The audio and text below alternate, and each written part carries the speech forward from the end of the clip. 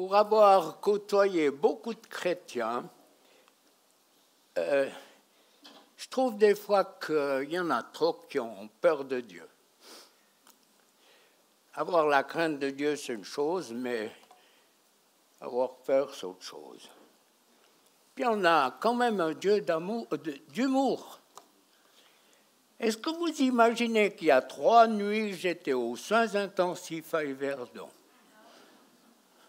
Plein de machins, de trucs, de bleus.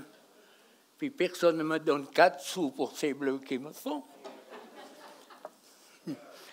Réaction à une pilule qui ne m'a pas convenu. Donc on a tous le même diable. Il veut notre peau. Alors, l'humour de Dieu, plusieurs m'ont suivi au Mexique et puis j'ai eu un décalage horaire. C'était extrêmement difficile. J'ai perdu le sommeil, enfin bref. Et puis, dans tout ça, Dieu me demande de vous parler de la joie.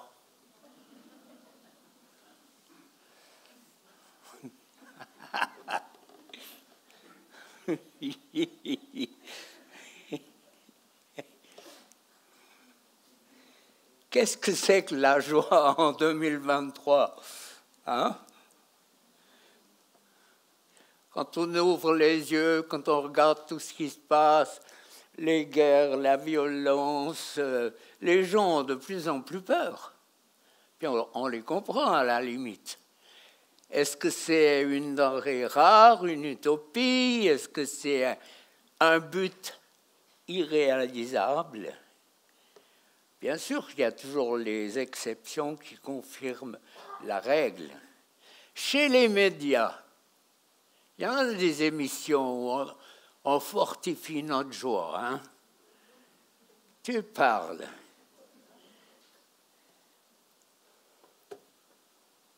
Elle est où la source? Il faut bien qu'on ait une source qui alimente cette joie. Une joie communicative, une joie qui va se transmettre. Et les temps que nous vivons ne facilitent pas les choses. Il y a tellement de haine. Alors, au psaume 5, verset 12, il y a une réponse. Mais tous ceux qui se réfugient en toi seront dans la joie. Un point, c'est bon. Leur joie ne finira pas, car tu les protégeras et ils danseront de joie, ceux qui aiment ton nom. Donc il faut se bouger. Il faut se saisir de ce texte. Moi, je trouve ça fabuleux. Dans les temps où on vit, ils seront dans la joie et ils danseront, pas tu les protèges. Est-ce qu'on n'a pas besoin de cette parole, de cette pensée, que pour des temps difficiles, vous savez comme moi qu'il y a de plus en plus de voix qui s'élèvent pour dire Troisième Guerre mondiale comme étant quelque chose de naturel, mais de plus en plus on entend des voix qui parlent de guerre atomique. Alors, quelle place on a à la joie? Il faut la cultiver pour qu'elle puisse grandir. Moi, je crois que la joie, elle est étroitement liée à la vie, à ce que nous vivons. Un fédéraire qui... il a bossé, mais les centaines de millions sont là. Ou bien celui qui est détenu pour sa foi, qui est tourmenté, qui va mourir parce qu'on le persécute. La dimension de la joie, elle est peut-être différente, mais il y en a une qui est... Enfin, je ne vais pas m'aventurer à dire que non. Il y en a une qui est peut-être plus humaine que l'autre. En tout cas, celui qui persévère alors qu'il est torturé, tourmenté, il y a un rendez-vous avec Dieu. Là, non, c'est pas possible autrement.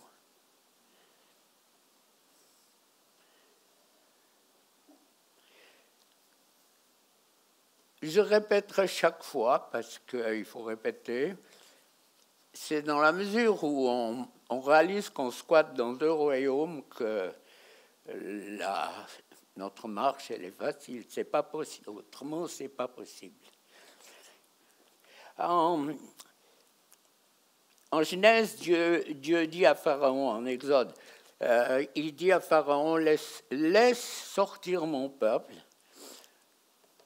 Hein, c'est un signe de délivrance. Laisse sortir mon peuple pour qu'il me serve. Dieu nous délivre, Dieu nous guérit pour qu'on le serve. Je crois que ça, c'est quelque chose qu'il faut vraiment faire grandir dans nos vies d'une manière toujours plus profonde. Dieu nous aime et il a besoin de nous pour faire son boulot. C'est pas toujours facile à comprendre. Quand Dieu appelle, pratiquement toutes les personnes, ils ont une réaction de dire « moi ». Quelle mauvaise image on a de soi. Vous avez tous des dons.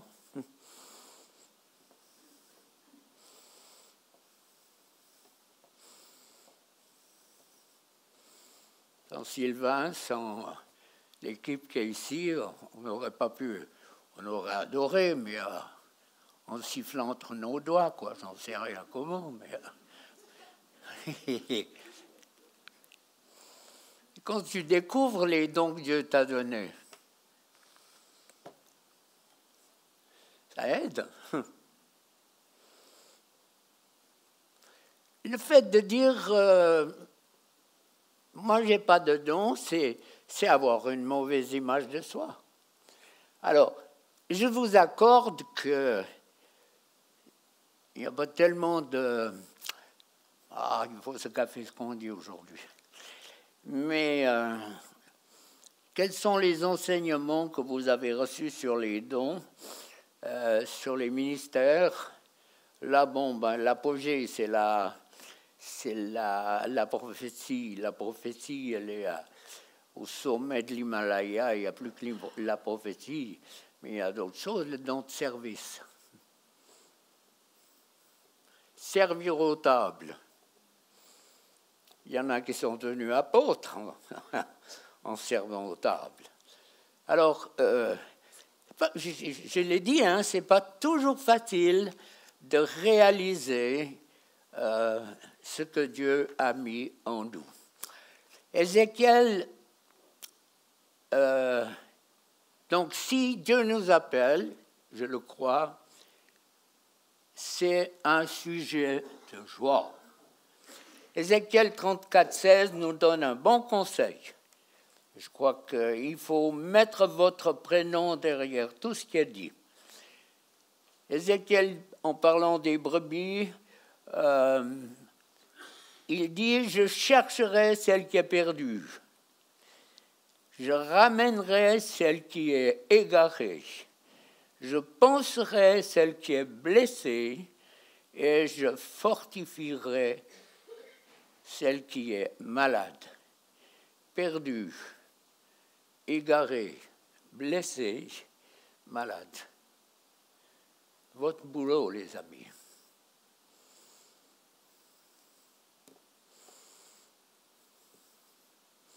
Priez que le Seigneur vous déporte et puis qu'il mette devant vous des personnes qui correspondent je ne veux pas dire différentes catégories, on n'en est pas là, mais à ces blessés de la vie. Et peut-être que c'est toi. Tu es perdu, égaré, blessé, malade. Tu souffres.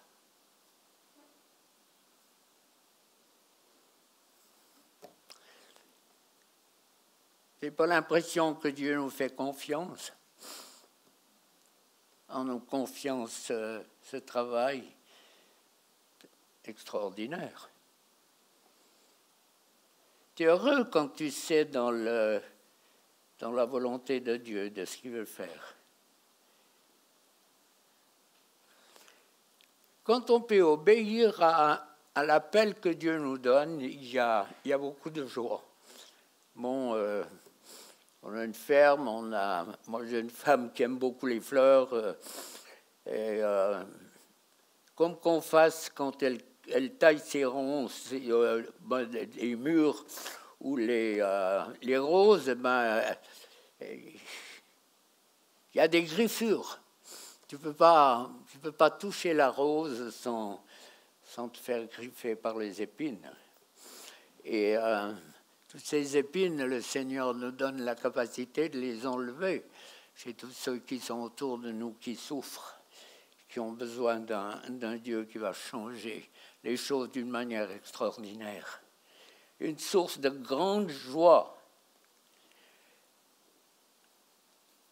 Daniel prophétise, chapitre 12, verset 3, « Ceux qui auront été intelligents brilleront comme la splendeur du ciel, et ceux qui auront enseigné la justice à la multitude brilleront comme les étoiles à toujours et à perpétuité. » Il ne faut pas courir trop loin. Ceux qui ont enseigné la justice, si tu as enseigné la justice à tes enfants puis qu'ils marchent dans la vérité, tu corresponds à ce que Daniel veut nous dire. Et Paul, dans Éphésiens 5, 27, Christ a voulu que l'Église se présente devant lui, pleine de gloire, sans tache, sans ride, sans aucun défaut. Il a voulu qu'elle soit sainte. Alors là, ça accroche, hein? Vous dites, moi, je ne le suis pas. Eh bien, moi non plus. Quelle joie d'être cette Église. Être saint, c'est être mis à part.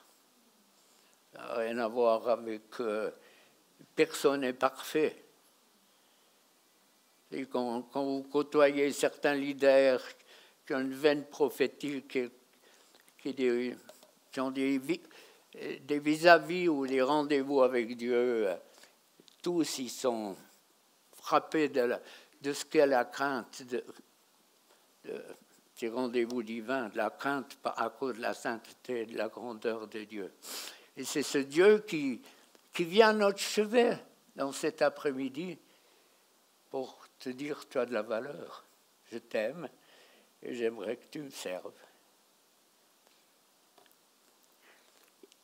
Et puis quand on continue, parce que pour être dans la joie, il faut bien qu'on se remonte les bretelles un peu dans les temps qu'on vit. Jean 14, 2, « Dans la maison de mon Père, il y a beaucoup d'endroits pour habiter.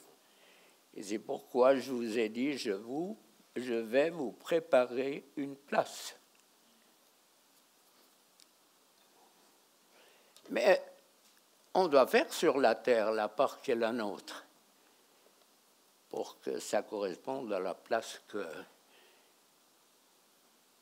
Dieu nous a préparée. Moi, je suis plein de joie et de feu pour un Dieu qui est aussi extraordinaire que ça. Quand on pense ce qu'on est et puis ce que Dieu est capable de faire. Hein? Alors, il y a des... Où sont dans mes notes? Plus tu as de feuilles, plus tu ressembles à Adam et Ève, mais des fois, c'est comme ça. Voilà. Il y a tant de textes qui nous parlent de la joie.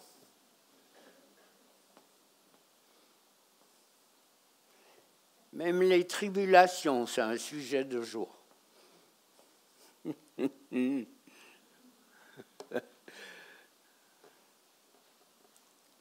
Tellement de textes dans la parole qui nous disent la grandeur de Dieu. Et puis, nous, on saute un petit peu à pieds joints sur tout ce que Dieu a voulu faire et a voulu dire. Dieu n'a jamais dit qu'il fallait remplir nos têtes de connaissances, mais il a dit qu'il fallait nous remplir de sa présence.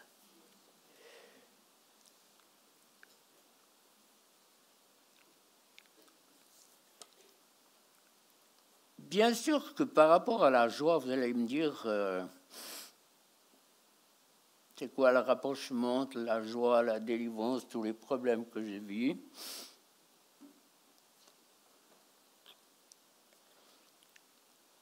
Qu'est-ce qu'on t'a enseigné du monde des ténèbres?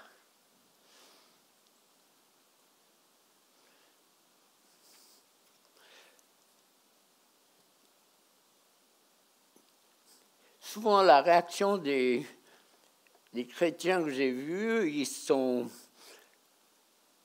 leur réaction, elle est basée sur un vécu, sur ce qu'ils ont vu et entendu du monde des ténèbres. Donc, un film, L'Exorciste, ou Les Dents de la Mer, ou je ne sais pas, c'est pas mon truc, mais un film. Ou une délivrance où on utilise, je ne sais pas si c'est de l'eau de vie ou de l'eau de mort, mais enfin on asperge les gens. Il y a beaucoup de fumée, il y a une épée, il y a des gens qui sont attachés, qui hurlent. Alors c'est clair que si c'est l'image que vous avez de la délivrance, vous avez intérêt de vous mettre au fond.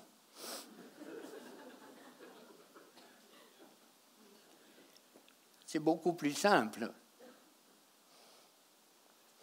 Alors que j'étais au Mexique, il y a une école biblique assez importante aux États-Unis qui a envoyé un retour en disant « Mais pourquoi on ne nous a pas enseigné ça? C'est tellement simple, c'est formidable, on la pratique sur les élèves, ça marche, Dieu agit, les vies changent. » Est-ce que Dieu est compliqué? Ou si c'est nous qui compliquons Dieu?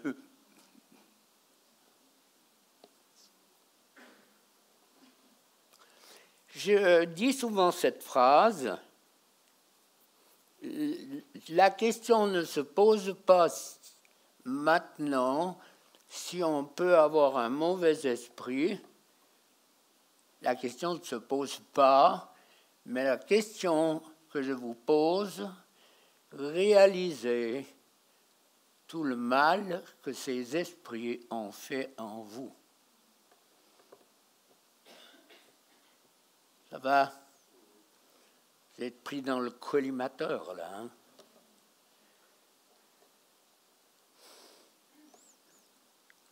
Et puis, c'est pas... Croire que la délivrance, un coup de baguette magique, c'est utopique. Ça arrive, hein? Attention.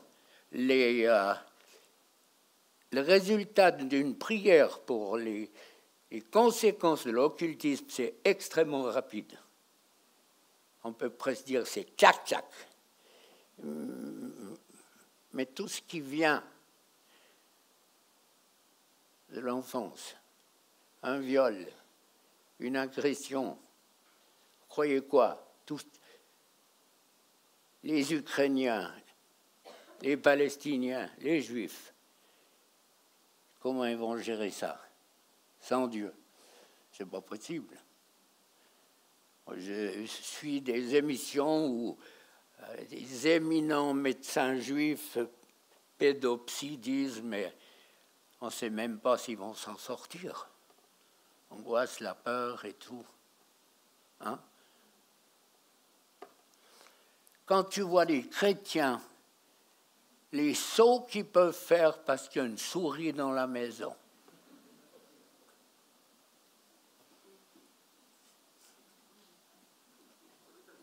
Je ne dis pas que vous avez un esprit de souris, non, c'est pas ça. Les araignées.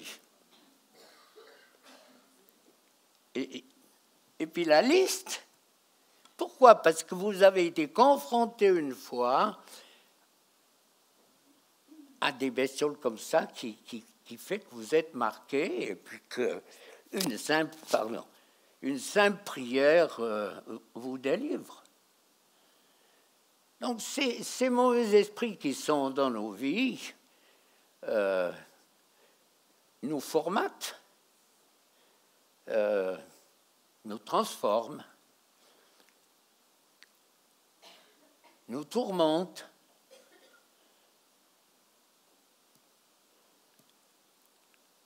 On verra leur droit tout à l'heure. Les chocs émotionnels, ce n'est pas anodin. Dieu est en train de, je le disais à Olivier tout à l'heure, Dieu est en train de traiter avec moi des choses de mon enfance auxquelles jamais j'aurais pensé que le Saint-Esprit met à la lumière. Alors vous allez vous dire, mais alors si un homme comme vous, entre guillemets, c'est pas l'homme, mais que Dieu utilise, c'est ça que je veux dire, et puis que vous êtes encore en traitement, nous, on est beau vers l'œil, comme dit le vaudois. Non, moi je crois que c'est un cadeau de Dieu qui fait que des choses peut-être anodines pour nous ont une importance. Moi j'étais un crapaud et je chicanais ma maman qui disait « Mon cœur, tu veux me faire mourir ?» Il a fallu traiter ça puis demander simplement pardon. Si Dieu montre les choses, on le fait. Et si je prends cet exemple, c'est pour vous dire que la délivrance, c'est de la naissance à la mort. Faut pas. Et puis à partir d'un moment, on la pratique nous-mêmes, on la pratique dans les groupes de prière. Il faut pas se casser la tête avec ça. Ça devient si je dis un style de vie, c'est pas forcément dans ma pensée, c'est juste, mais il faudrait pas. C'est quand même saint, c'est quelque chose qui est grand, c'est un cadeau que Dieu fait, et puis faut pas le galvauder, voilà. Mais ne pas s'en priver. Je sais pas si vous comprenez mon français.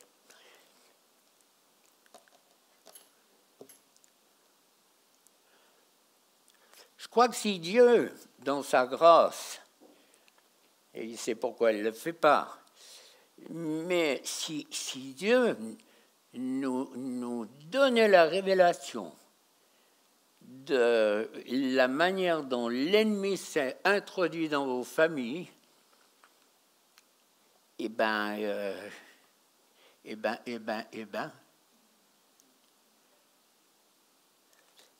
du côté de ma femme, les premiers chrétiens, c'est en 1800 quelque chose. Donc elle a un de ses cousins qui a fait un travail pendant 10 ans, c'est un bouquin comme ça. Et en 1800, il y a déjà les premiers chrétiens, donc il y a des lettres bien sûr manuscrites, où il disait que dès le moment où ils avaient commencé à quitter l'Église nationale pour baptiser les enfants, les adultes par immersion, ils étaient venus dans la cuisine, ils avaient tout cassé, la vaisselle, bref. Et ma femme me disait, tu vois, les esprits religieux, ils ont commencé à venir ici, au travers d'un style de vie, on recule. Nous, on a compris, les autres n'ont pas compris. Un petit peu de la propre justice. Donc, qu'est-ce qui s'est passé dans vos vies? Qui le sait?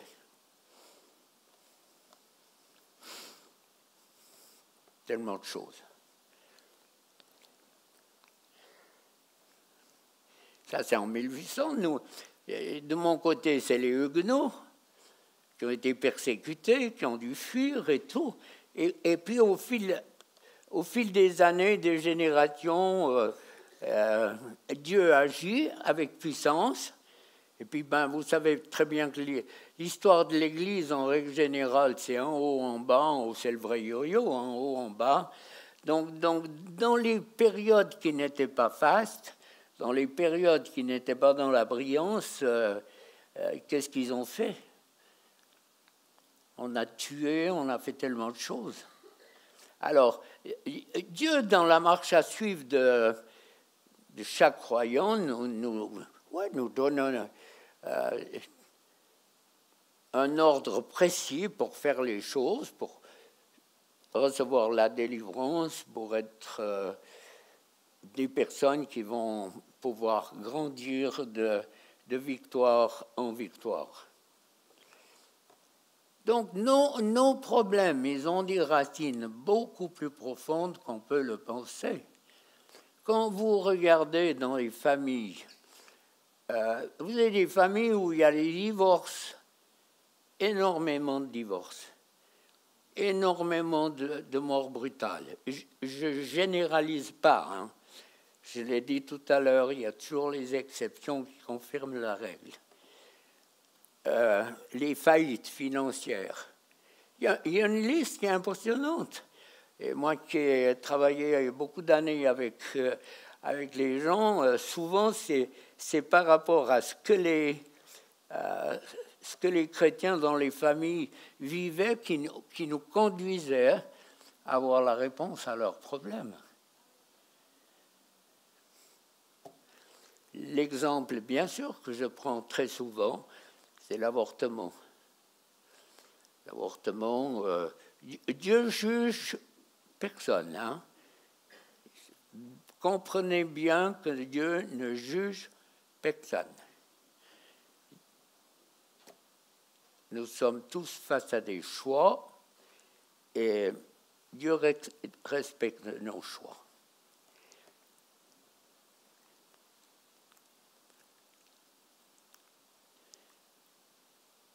Une parenthèse.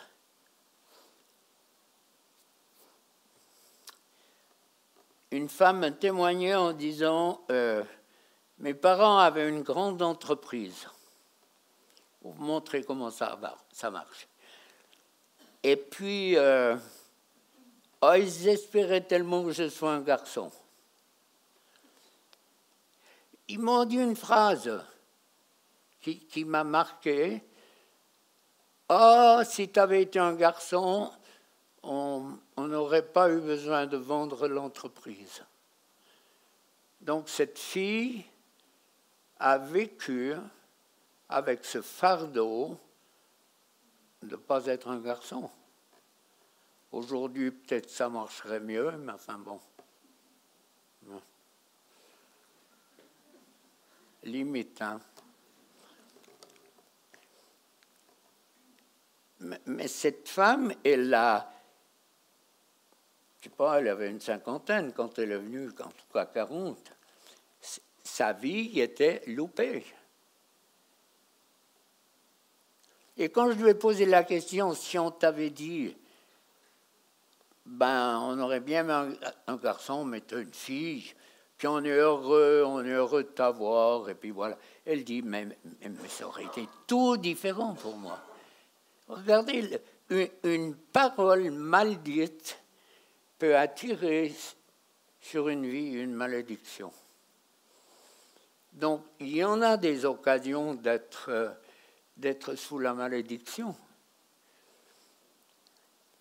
Et pourtant, c'est pas le projet de Dieu. Pour réaliser, je le répète souvent, que Dieu a un projet pour chacune de vos vies. C'est dans la mesure où tu comprends ça que Dieu se choisit un peuple, particulièrement Jésus, un peuple qu'il aime et qui est aimé aussi.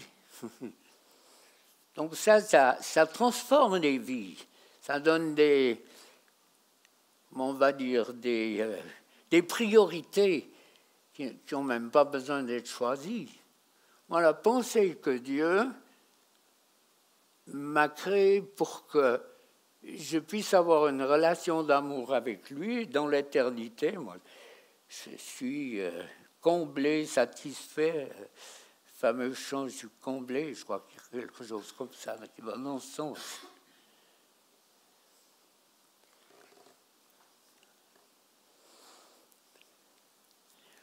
Il y a quelque chose que j'ai dit dans le séminaire de discerner, parce que c'est quelque chose qui est fort sur ce que j'ai compris.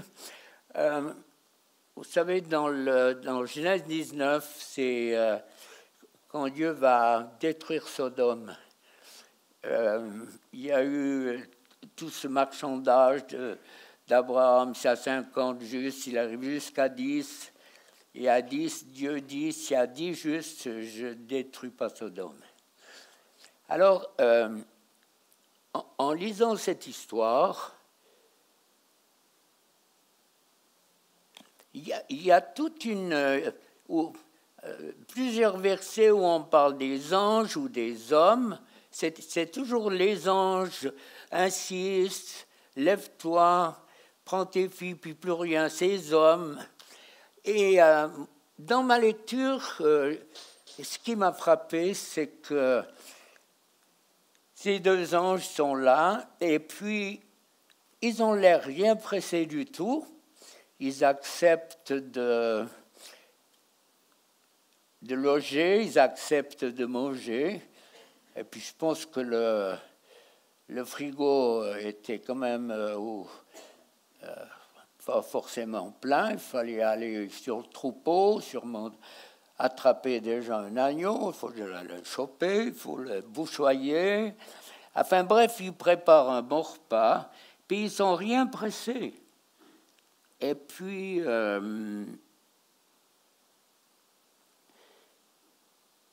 ils passent la nuit, pas pressés du tout. Et puis le matin, ça change complètement. C'est l'urgence. Vite, vite, vite, vite, pour finir, ils les empoignent même, en français courant, donc, et ils les tirent, ils les poussent hors de la ville. Et j'avais l'impression que le Saint-Esprit voulait nous dire que nous vivons cette période de la patience de Dieu où apparemment rien n'est pressant, et puis tout d'un coup les choses pourraient aller vite. Donc ça c'est... Je l'ai partagé à des frères qui m'ont dit, je crois bien que tu as raison. Donc saisir la main et puis ils les font partir.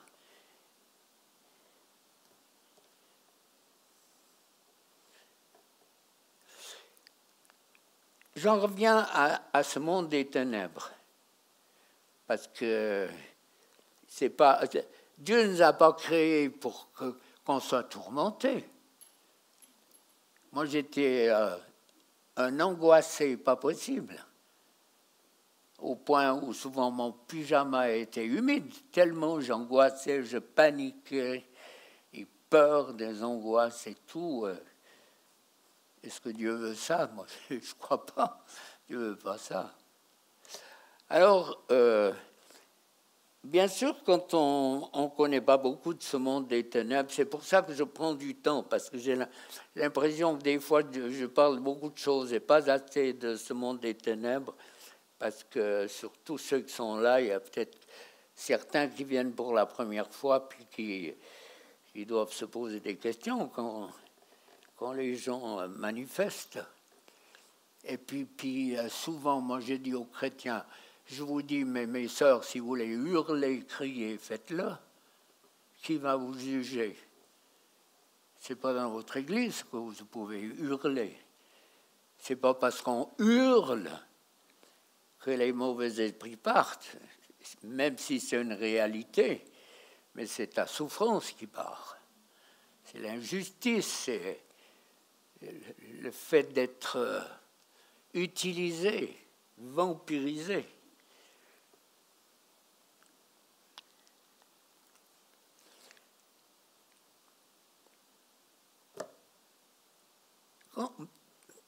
Quand on regarde, vous avez qu'à lire surtout les actes. Si vous voulez comprendre la délivrance, lisez les actes. Une fois, il y a 16 chapitres, une fois 2, 3, jusqu'à ce que vous arriviez à comprendre. Dans la période de Jésus, ça veut dire celle qui précède sa venue, parler d'avoir un mauvais esprit, c'est un langage normal. Même les païens, même la Samaritaine, qui est hors d'alliance, elle dit le démon qui tourmente ma fille. Un aveugle et muet, il recouvre la vue, il est miraculé parce qu'il y a des esprits qui sont chassés. Luc 12, sauf erreur. Cette femme que Satan tenait courbée depuis 18 ans, ne fallait-il pas la délivrer? C'est un esprit qui la tenait courbée. Moi, j'ai entendu, mais des colonnes se remettre en place en priant, t'entendais les os craquer dans le dos de certaines femmes. Ou bien vous avez des femmes qui sont un peu courbées, comme ça, sans juste les épaules. C'est parce qu'elles portent. Elles portent des problèmes qui ne sont pas des problèmes qu'elles doivent porter. Elles ont mal aux épaules et tout, et quand elles viennent et que je prie, elles me disent « mais arrête, j'ai mal, ça me fait mal aux épaules. » J'ai dit « tu portes. » Ben oui. Ben des portes. Et puis la guérison, elle est instantanée. Donc ça ne va pas toujours comme ça, hein. Comprenez?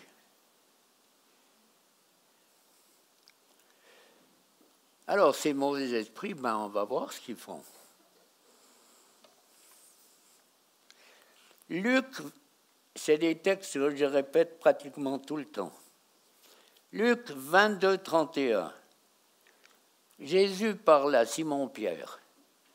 Il lui dit, « Satan vous a réclamé pour vous cribler comme du froment. » Ou il y a une autre version qui dit, « Satan a demandé de pouvoir vous secouer. » Le froment, c'est la foi. Notre foi, ça c'est le froment. Et puis la balle, eh ben, c'est tout ce qui est religieux, tout ce qui est derrière et qui mène nulle part.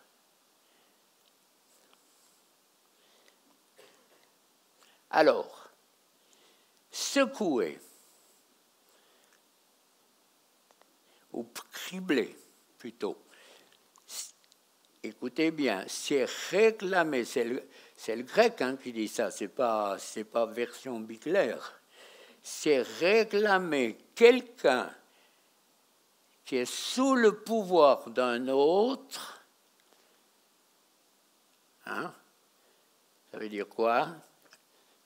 Particulièrement un chrétien, pour le torturer, le détruire, le punir. Ça entre? Cribler, c'est réclamer quelqu'un qui est sous le pouvoir d'un autre pour le torturer, le détruire, le punir. Secouer, c'est essayer de renverser la foi de quelqu'un en lui infligeant, il est fort le terme, hein, en lui infligeant l'erreur pour l'aveugler, le tromper, le pervertir. Ça marche hein, aujourd'hui. Le manipuler et lui infliger toutes sortes de maladies. Vous avez compris? Le monde des ténèbres. Satan vous a réclamé pour vous infliger toutes sortes de maladies, l'erreur et tout.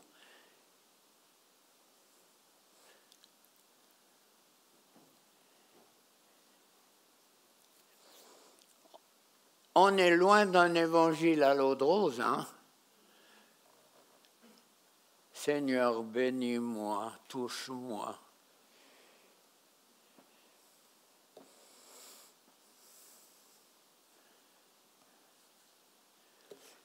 Je sais que le Saint-Esprit m'a parlé une fois en disant si je répondais à toutes les prières que les chrétiens font monter, je ne sais pas s'il aurait une migraine, mais enfin bon, c'est moi qui rajoute ça.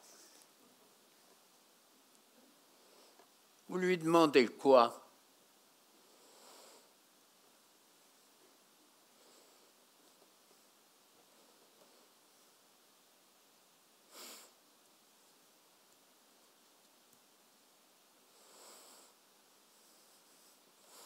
Vous avez déjà été dans des réunions de prière de chrétiens? Il y a ces prières sans fin. Il y a ces prières où on prêche. Il y a ces prières où on raconte à Dieu, mais des histoires à donner la migraine aux anges.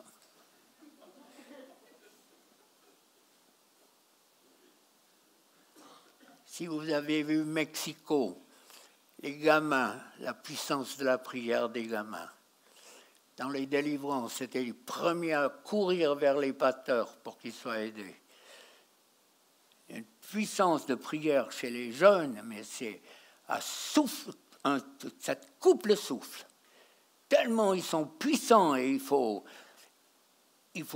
être bien placé pour arriver à placer une prière. Nous, les réunions de prière, c'est souvent des réunions de silence. De temps en temps, il y en a un qui bêle et puis qui donne son opinion. Non, c'est dur, mais quand même réaliste.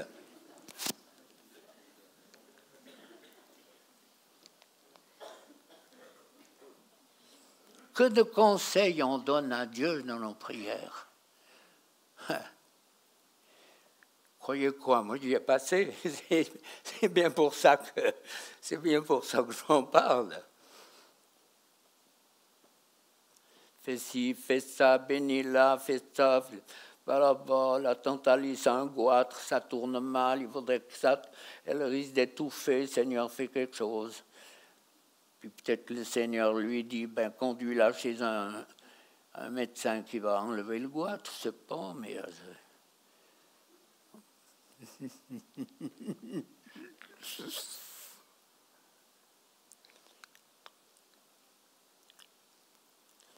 Si ta maladie, elle est des ténèbres, ça te fait quoi?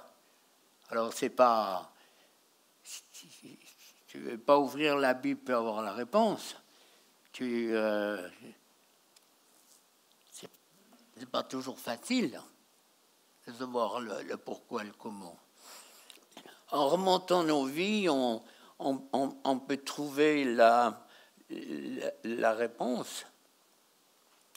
Je prends régulièrement l'exemple des médecins, de la médecine, des hôpitaux, des progrès qui ont été faits. En pharmacie aussi, c'est impressionnant tout ce qui est fait. Et puis, vous avez des personnes qui ont des hémorragies qui se brûlent et la médecine n'y peut rien. On fait un téléphone et ça s'arrête instantanément. Si vous réfléchissez une minute, est-ce que vous pouvez imaginer la puissance qu'il y a derrière un anonymat des plus forts? On ne sait même pas la personne qui répond, est-ce qu'elle est âgée, est-ce qu'elle est jeune? On peut faire une différence peut-être avec la voix. Mais vous vous rendez compte de la puissance qu'il y a? On ne touche pas à ce royaume impunément. Comme les chrétiens lisent exceptionnellement l'Ancien Testament, ils roulent à contre-sens sur l'autoroute spirituelle et puis ils râlent parce qu'ils ont des accidents. Ils râlent parce que la mort frappe. Ils râlent. Alors j'exagère. Mais chaque fois que tu touches au monde des ténèbres, il y aura des répercussions sur ta vie, sur ton couple et sur tes descendants. Donc, il y en a des pratiques occultes. Il y en a.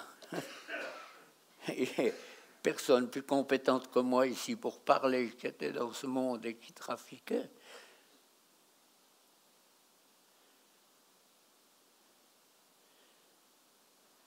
On prend un petit scalpel, tac, il y a le sang qui perle, Satan, je te donne ma vie.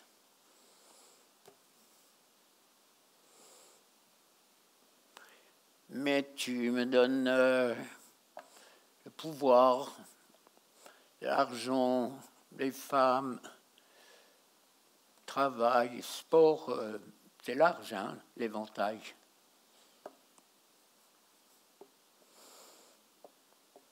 Qui croit que dans le monde des ténèbres, il y a une énorme gomme qui gomme nos erreurs?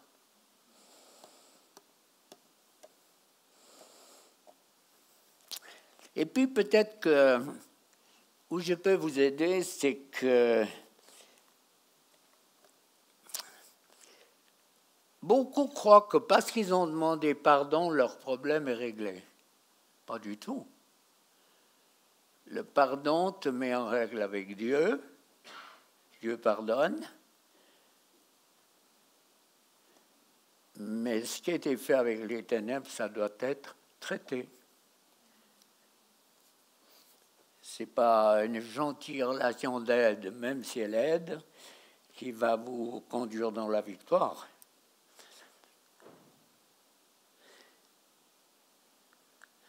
De mes 50 ans de ministère, j'en ai vu des étoiles filantes. J'en ai vu des thérapies. Alors le Seigneur a béni, mais tout est mort, il ne reste plus rien aujourd'hui.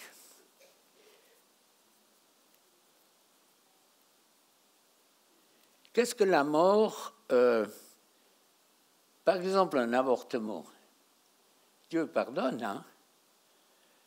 Et je répète et je répéterai toujours que Dieu ne s'intéresse pas à votre vécu. Dieu ne s'intéresse pas à toutes les erreurs que vous avez faites. Dieu s'intéresse à ton obéissance et à ce qu'il est capable de faire au travers de ta vie. Tu peux avoir fait mais n'importe quoi. Si tu as demandé pardon, Dieu a pardonné. Je me rappelle une fois où, je ne sais plus dans quel contexte c'était, où on savait que c'est le Saint-Esprit qui parlait, de personnes qui confessaient, je ne sais plus trop, je crois que c'est dans un entretien, où le Saint-Esprit a dit « mais je ne sais même pas de quoi tu parles ». Alors que c'était gros comme un camion ce qui avait été fait. Puis le Saint-Esprit dit « mais tu parles de quoi? Tout est effacé, il n'y a plus rien. » Cet esprit rappelle à la mémoire, hein, dans les couples.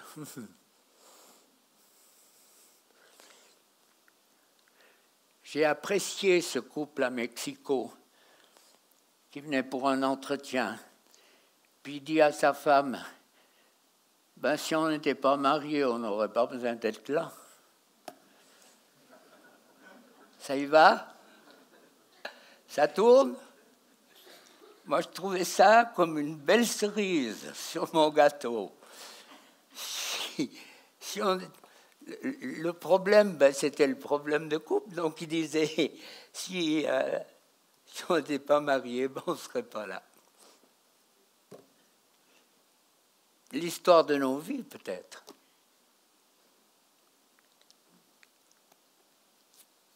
Poursuivons. Il y a ce que nous pratiquons d'une manière personnelle, mais il y a les flèches qui viennent de l'extérieur. la malédiction, les flèches de la sorcellerie, de la magie, de tout ce que l'ennemi essaye pour nous détruire.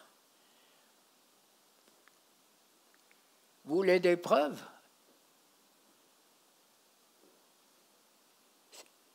C'est quoi l'état de l'Église catholique? Je ne juge pas, hein?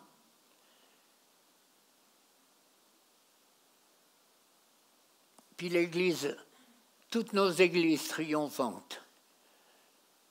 Dieu m'a dit, Dieu m'a parlé. Les miracles, ils sont où? Les signes qui interpellent tous ceux, les médias. Quand il y aura des résurrections de morts, des gens qui sortent des chaises roulantes, pas qu'une, mais régulièrement, les médias vont être là, hein? Pas pour critiquer. Quand c'est la dernière fois que tu as prié pour quelqu'un?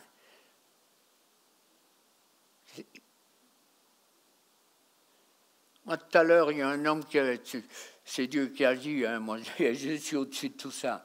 Un homme qui est venu de Pontarlier qui m'a dit j'ai un rendez-vous après, je ne suis pas venu exprès, mais je veux te dire, tu es venu dans la région de Pontarlier. C'est vrai qu'avec ma femme, on les a suivis souvent et rentrés par des temps de neige, enfin bref. Eh bien, il m'a dit, par votre ministère avec votre femme, toute notre famille, tous nos enfants, tous nos beaux-enfants, tous nos petits-enfants servent le Seigneur. Parce qu'ils ont cru à la délivrance et ils ont commencé à prier. Pour que la haine, la violence, la méchanceté, tout ce qui les tourmentait, soit enlevé des vies. Tout à l'heure, là, moi, j'étais ému, comme tout. Il m'a dit, mais tu te rends pas compte? J'ai dit, ben, c'est Dieu qui agit, tu le sais. Mais il m'a dit, bon, c'est vrai que c'est toi qui es venu, c'est vrai.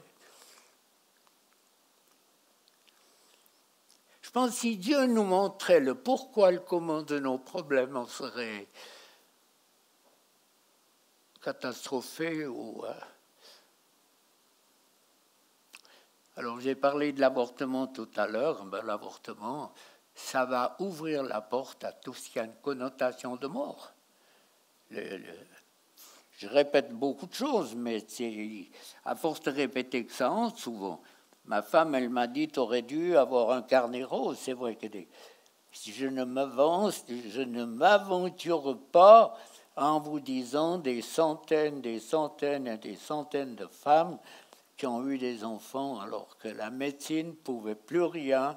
Et c'est souvent de la franc-maçonnerie derrière. Et puis, il y a tout ce qui va avec les histoires qui font du bien. C'est ce couple célibataire. Ils ont un enfant, ils ont eu un fils, mais qui est mort 2 ou 3 jours après. Et puis, ils avançaient un peu en âge pour avoir un enfant. Ils ont essayé au niveau de la médecine, rien. Et puis, ils sont venus. Alors, lui, il était le fils d'un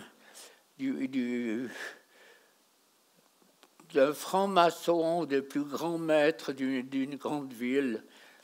Et puis, je lui ai dit, il faut demander pardon. Il me dit, il est mort. J'ai dit, ça ne change rien. Alors, après la prière, la femme, elle a dit, pas de cachette, ce soir, on essaye. Donc, on savait que ce soir, youpi. Mais, et puis, quelques semaines après, il y avait un deuxième téléphone, c'est bon. Il y a eu conception. J'ai prié pour notre ami Cachelin aussi.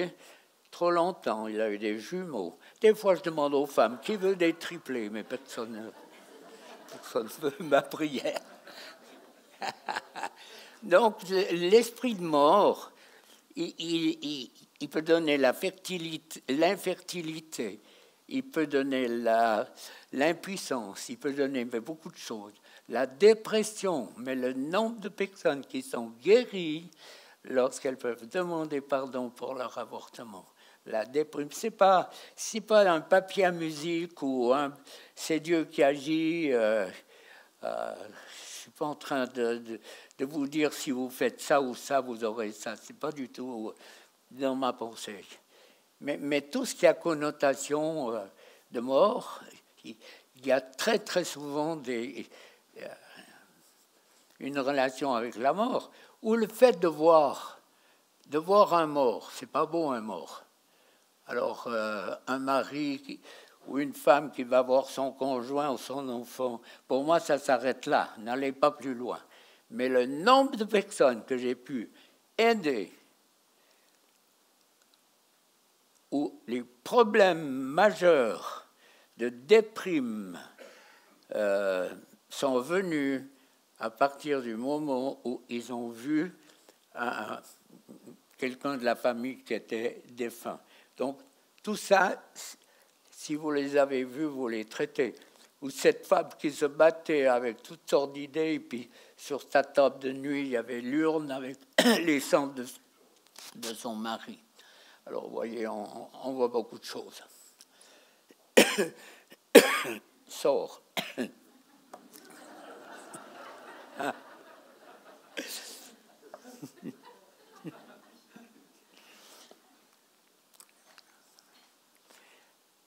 Je pense qu'on va prier.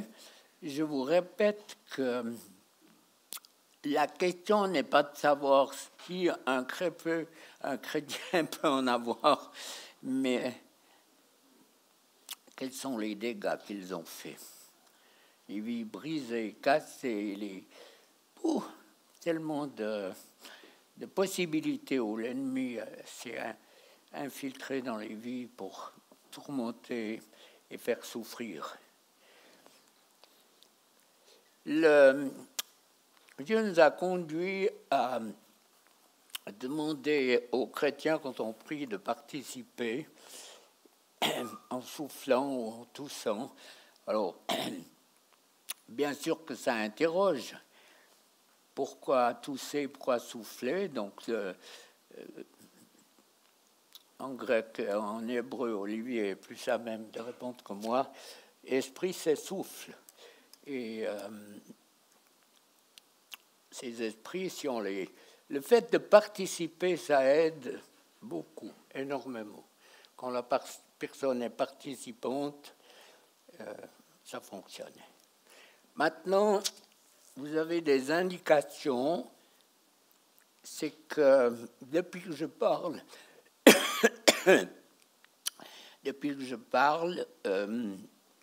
les douleurs qui sont venues, c'est pas forcément...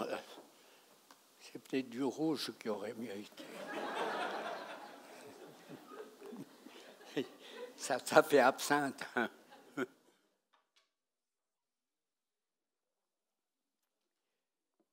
Depuis le moment où j'ai commencé à parler de ce monde des ténèbres, si vous avez eu des réactions physiques, c'est la preuve que vous avez un esprit qui se manifeste. C'est pas compliqué du tout. Une douleur sur le cœur. Si vous avez ça, ne gardez pas, hein, c'est un esprit de mort. J'ai dit les épaules, porter des fardeaux, des picotements, ça peut être l'acupuncture. Toutes les aiguilles ne sont pas magnétisées, mais la grande partie. Les mains qui picotent, les lignes de la main, les cartes. L'ennemi se manifeste selon son espèce. Et quand tu pries en délivrance, les réactions qu'ils ont nous mettent sur des pistes qui nous permettent d'aider et de conduire à la victoire. Donc, participez si...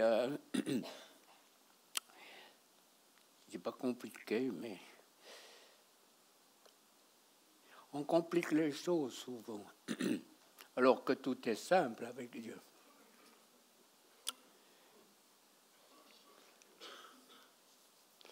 Qu'est-ce que je peux vous donner comme indice encore? Si vous voulez crier, vous criez, hein, c'est pas histoire qu'on veut l'entendre, c'est biblique.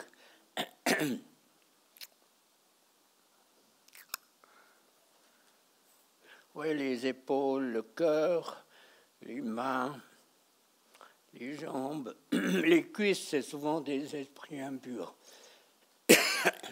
Mince, chasse-moi un esprit de quoi? De vieillesse.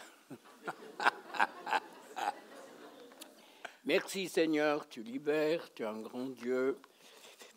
Tu n'es pas là pour nous accuser, nous culpabiliser. Tu n'es pas là pour mettre encore une ligne de plus ou des pierres de plus dans les hôtes que nous portons. Tu es là pour amener la vie, la vraie vie. Moi, je te bénis pour l'œuvre parfaite, l'obéissance de Jésus.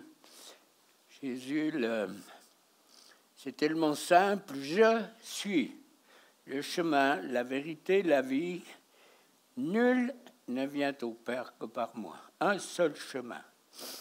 Seigneur, je prie que cette proclamation, cette vérité s'installe, s'incruste dans chacune de nos vies, pour nous-mêmes et pour nos proches. Un seul chemin. Merci pour cette œuvre parfaite. Tu veux libérer ton peuple pour que nous devenions des hommes et des femmes de Dieu toujours plus près de toi, dans la compréhension de ta parole, dans tout ce que tu as prévu de faire au travers de nos vies.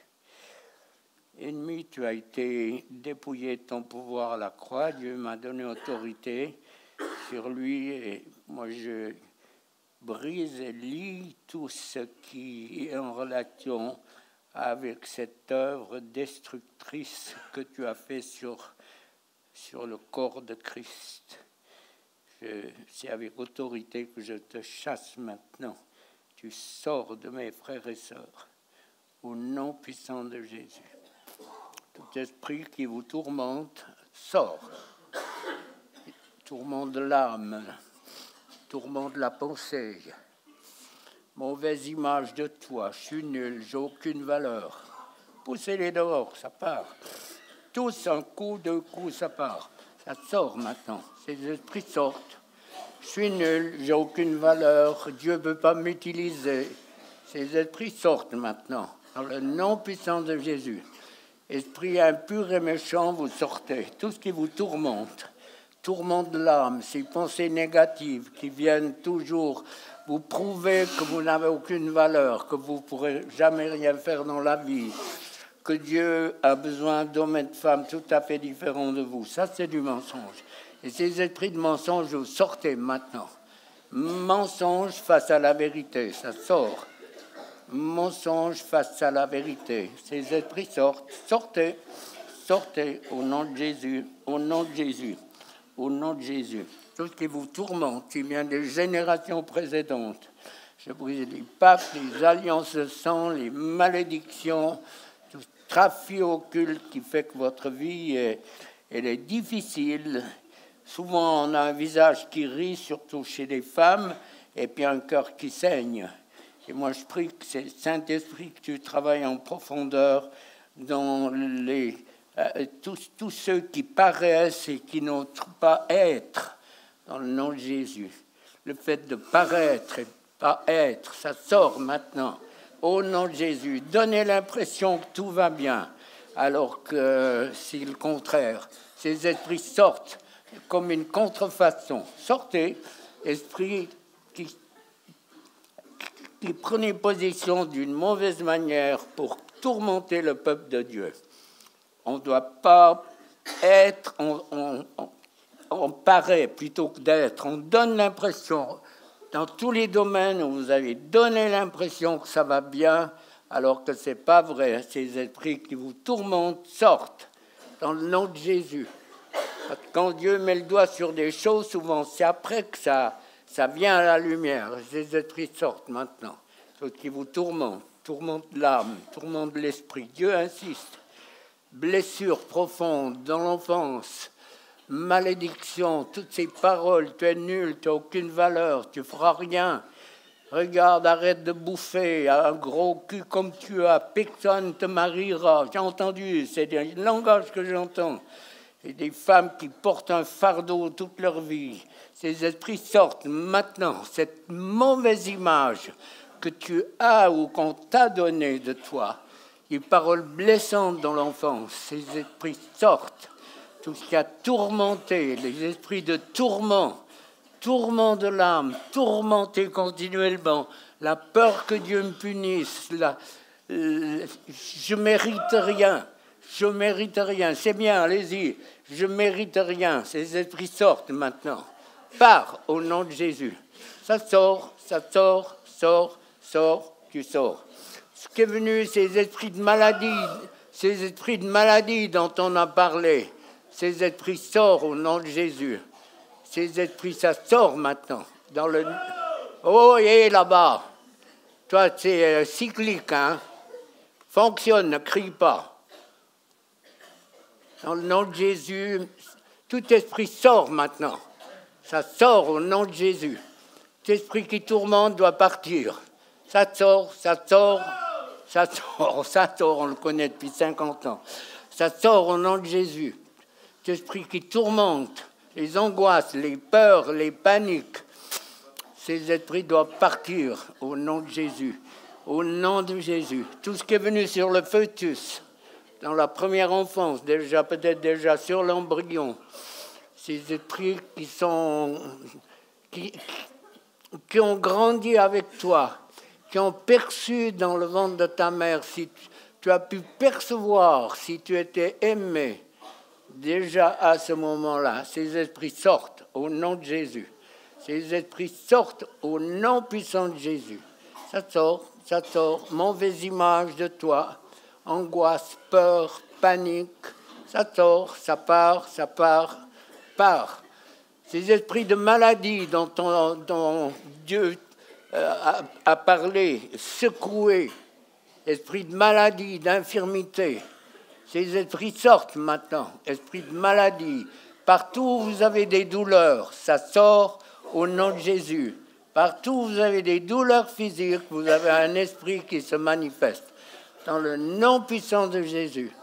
Dans le nom puissant de Jésus. Ça sort. L'esprit de mort, ce qui est venu par l'avortement, le vôtre, ceux des aïeuls, ces esprits sortent. La mort sort. L'infarctus, l'AVC, toutes les peurs, les craintes, ces esprits partent au nom de Jésus. Fonctionnez, hein, c'est pas moi, c'est vous qui souffrez, moi j'ai assez pilé, je sais ce que c'est. Sortez, esprit méchant, vous sortez, tous aînés, ça va partir. Sors maintenant, ça sort au nom de Jésus. Tout ce qui vous tourmente, les angoisses, les peurs rétrospectives, souvent c'est ça, peur d'avoir peur, être angoissé, paniqué, tout ça, ça doit partir au nom de Jésus. Au nom de Jésus, tu libères, Seigneur. Libère de tout ce qui te fait souffrir. Dans le nom de Jésus. Dans le nom de Jésus. Merci, Seigneur. Merci, Jésus. En Exode, quand Dieu a dit à Pharaon de laisser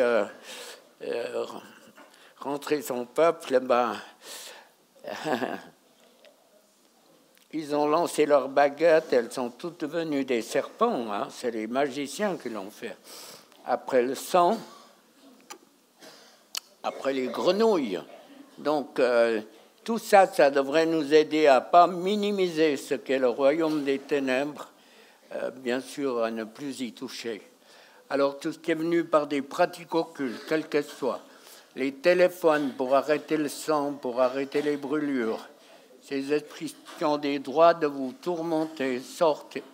Ça sort maintenant, dans le nom de Jésus. Tout ce qui est venu par les pratiques occultes, quelles qu'elles soient, l'appel d'esprit, le fait de communiquer avec les morts, communiquer avec Marie, tous ces esprits doivent sortir dans le nom de Jésus. Tout esprit tourment, ça part, tu pars, tourment de l'âme, tourment de la personne, tourment de toute La culpabilité, pour moi, c'est du tourment. La honte, c'est du tourment. Il faut oser mettre des sous-titres. La mauvaise image que toi, c'est un tourment. Le fait que Dieu ne veut pas t'utiliser, tout ça, ça fait partie du tourment. Ça tourmente, ça use, ça fatigue, alors que Dieu veut qu'on soit la personne qu'il a créée, celle qui est pleine de joie, de reconnaissance. On souffle 2 ou 3 minutes et puis on y va. Hein, ouais. C'est pas l'impact que j'ai des fois là.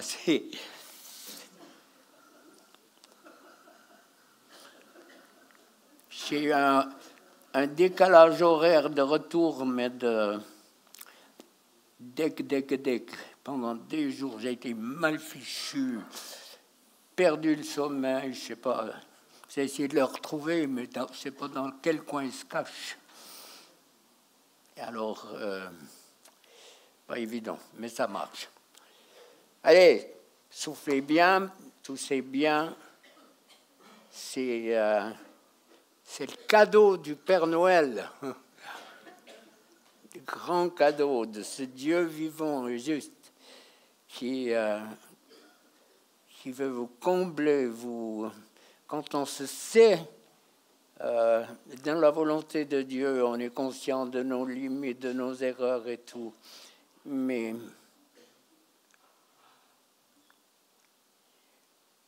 quand on peut se saisir de certaines promesses et puis de les vivre, ça change le cours de la vie. Voilà. Alors, avec autorité, maintenant, tout esprit qui se manifeste encore dans le corps, pression sur le cœur, toute maladie, esprit de maladie, d'infirmité, vous sortez au nom puissant de Jésus. Sortez dans le nom puissant de Jésus. Tout ce qui est impur, ça part. Tout ce qui est méchant, tout ce qui veut votre peau, les esprits de maladie, tout ce qui essaie de vous séparer, de vous séduire, séparer de Dieu, comme on l'a vu dans le texte, ces esprits doivent partir dans le nom puissant de Jésus. Merci parce que tu libères, merci parce que tu amènes la vie.